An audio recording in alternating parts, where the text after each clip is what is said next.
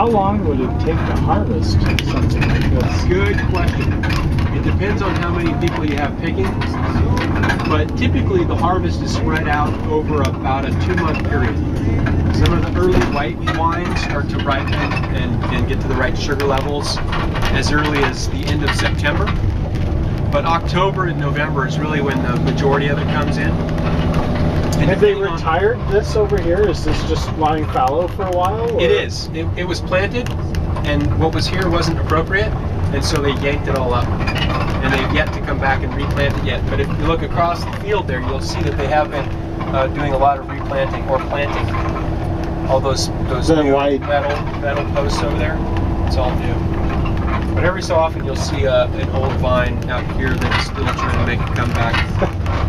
Actually, it's hard to tell now because everything's dormant, but there are a few vines there. You got some survivors in there. Yeah, there's a few survivors, strugglers. I think you wanted to keep those guys around just because they're so tough. And grapevines, they're all cuttings. So they've basically had the ability to propagate from seed bred out of them. So if you put a grape seed in the ground, your odds of getting a plant out of it are very, very low. Right. I mean, it still happens to some extent, but all these vines were done from cuttings from another plant. And they don't rely on an insect for pollination. They're all self-pollinating. Oh, really? You just need a gentle breeze to blow.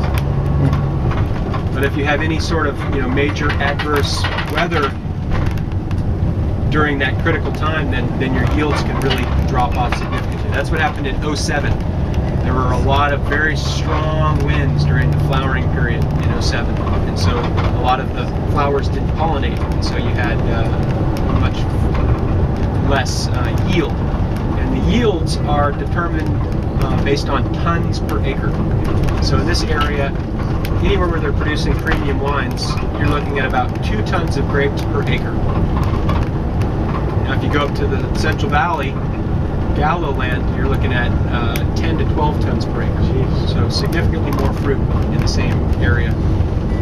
But a bad year for yield like 07 is oddly enough a good vintage year. A good vintage year, yeah. It can be a very good vintage year. So in contrast to Zaca Mesa, which is behind us, we've got Demetria estate over here on the left.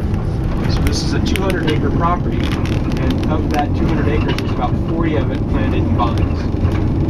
And if you notice, it's almost all on sloping terrain. Yeah. It's really beautiful. Makes it difficult to harvest, but it does make for some really good quality grapes.